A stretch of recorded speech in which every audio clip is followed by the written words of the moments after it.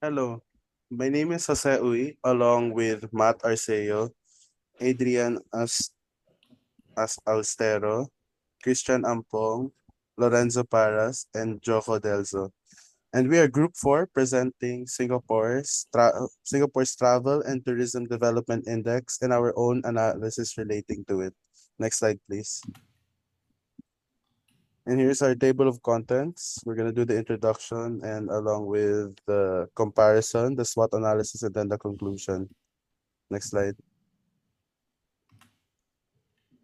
Next slide. Okay. Now, let's dive deeper into how Singapore's Travel and Tourism Develop Index has shifted between 2021 and 2024. Overall, we do see some stability in some areas, but notable declines in others, especially in the health and natural resources. We'll delve into that shortly. For now, let's start with the enabling environment. Singapore's business environment remains strong, but saw a slight decline from 6.2 to 6.15, which might reflect the global economic slowdown. The safety and security have remained excellent, increasing marginally from 6.8 to 6.2, showing continued commitment to a safe travel. However, health and hygiene took a significant hit, dropping from 6.0 to 5.14, potentially due to the pandemic's recovery issues or health system strains. Human capital in the labor market also slightly weakened, moving from 5.4 to 5.36, which could be linked to the workforce challenges. ICT readiness still a strong point for Singapore, decreased slightly from 6.6 to 6.41, indicating some room for improvement in the digital infrastructure.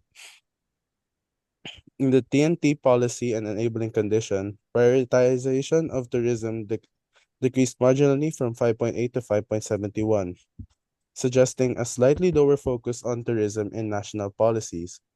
Openness to travel and tourism dropped more significantly from 6.1 to 5.70, potentially due to stricter travel policies or pandemic related restrictions. Price competitiveness, already a challenge for Singapore, saw a small decline from 2.8 to 2.67, which further underscores its status as an expensive destination, potentially limiting budget conscious travelers. Now, here we look at the infrastructure and services. Airport air transport saw a minor decrease from 6.0 to 5.94, likely reflecting a slow recovery of the aviation sector. Ground and port infrastructure remained steady, moving from 6.5 to 6.54, indicating Singapore's continued strength in logistics and connectivity. However, tourist service infrastructure already needing improvement now from 4.5 to 4.41, signaling that more investments might be needed to enhance tourist experience. Now, in the TNT resources, the score for natural resources fell from 2.0 to 1.57, reflecting Singapore's limited natural attractions and reliance on built environments for tourism. Cultural resources also dropped from 1.9 to 1.75, which indicates that there may be opportunities to better showcase or preserve Singapore's cultural heritage. Non-leisure resources, however, saw a slight decline from 4.0 to 3.80, showing reduced availability of resources that cater to business tourism, or education. Lastly, in TNT sustainability, environmental sustainability remained stable, dipping slightly from 4.4 to 4.37, suggesting ongoing efforts to balance development and environmental protection. However, there are some good news in the sustainability. The socioeconomic impact of tourism increased from 4.2 to 4.38, reflecting the positive contribution of tourism to Singapore's economy. Similarly, demand sustainability rose from 4.0 to 4.14, which shows that Singapore is making strides in ensuring long-term demand for tourism despite global uncertainties. Next slide. Now, we have the overall scoring for each TDI. As you can see that 2021 is 79, while 2024 is 80.86, which shows that compared to 2021 and 2024, Singapore has improved.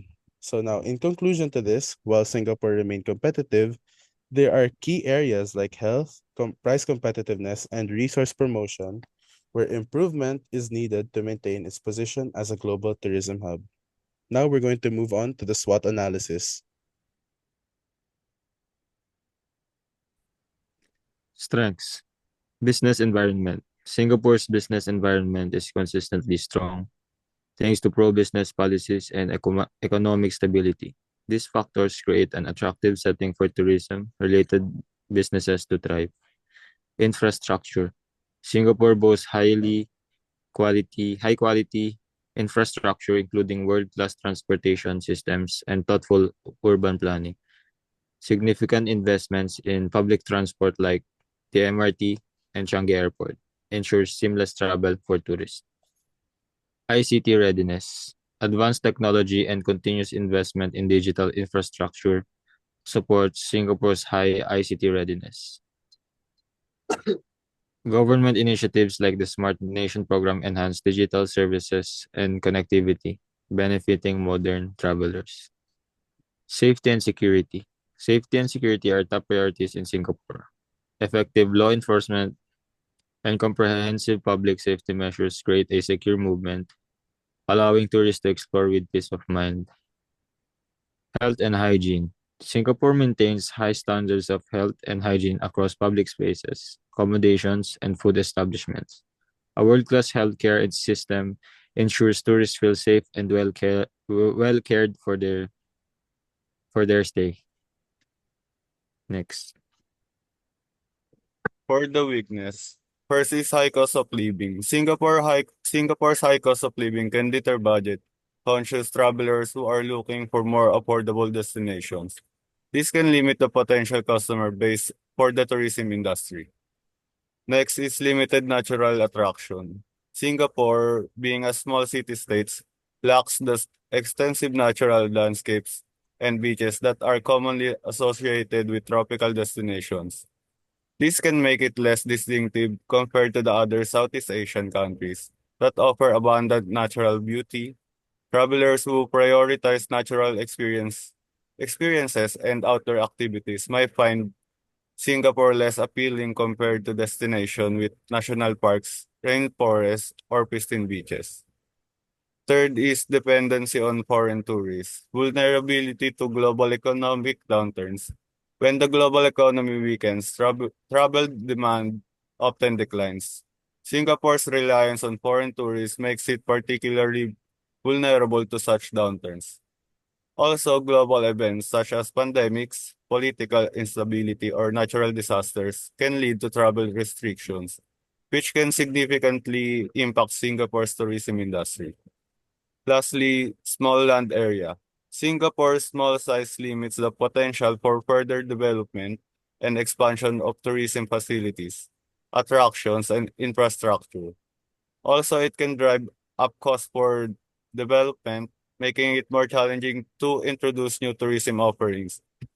Lastly, the high population density and limited space can lead to overcrowding in tourist areas, potentially impacting visitor experience and satisfaction.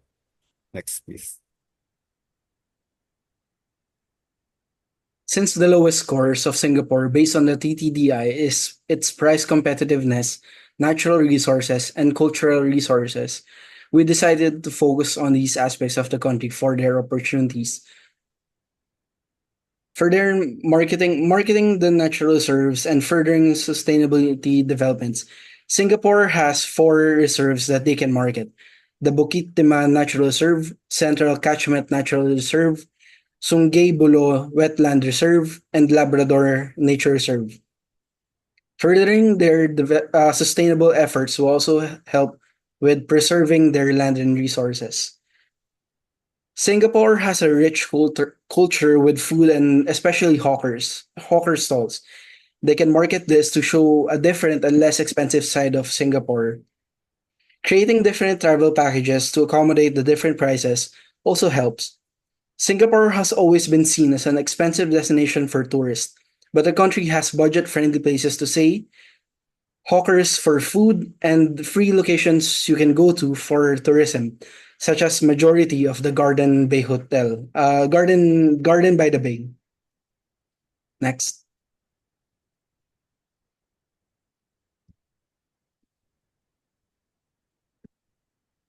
Hello, rinig ba ako? So these are for the threats. Global economic instability. New and existing destination may attract tourists with lower price or unique experience, like this destination like in other country. Enhancing their tourism offering can divert potential visitors. So for this scenario, that thing that they can do for these threats is focus on enhancing unique selling proposition of a destination, invest in marketing campaigns that highlight cultural heritage, adventure, tourist, or eco-friendly experience to attract visitors despite lower prices elsewhere. Then the second is pandemic risk. So we all know naman the pandemic risk is in that case yung pumasok sa countries, there are a lot of traveler or mga tourists na nakaka-cancel because of that. So far naman for that pandemic risks is they have a solution naman, like establish and enforce strengthening health and safety guidelines, including regular sanitation of public spaces and accommodation, flexible booking policies, vaccination and testing. Yeah. And then for the third is infrastructure strain. High tourist numbers can overwhelm public transport, accommodation, and attractions, diminishing visitors' experience, like overcrowding at popular sites like in other country. And then for that scenario, for the solution that can do is develop and upgrade infrastructure through public and private partnership, implement crowd management strategies such as time entry to popular attraction, and improve public transport system to distribute visitor numbers more evenly. And then for the last, increase competition. Rapid tourism growth can lead to environmental degradation, affecting the natural attraction that drew visitor, like pollution, waste management issues, and damage to marine ecosystem. And then for that scenario, the solution that can do para hindi siya yung threats, hindi siya maintain sa threats, is promote sustainable tourism practice such as eco-friendly accommodation and activities, implement strict regulation on waste management and conservation efforts, and educate tourists on responsible behaviors to minimize environmental impact. Next, please. So now for the conclusion. So basically, in comparing Singapore's Tourism and Travel Development Index from 2021 to 2024, we can see a small drop in the overall score from 5.4 to 5.1.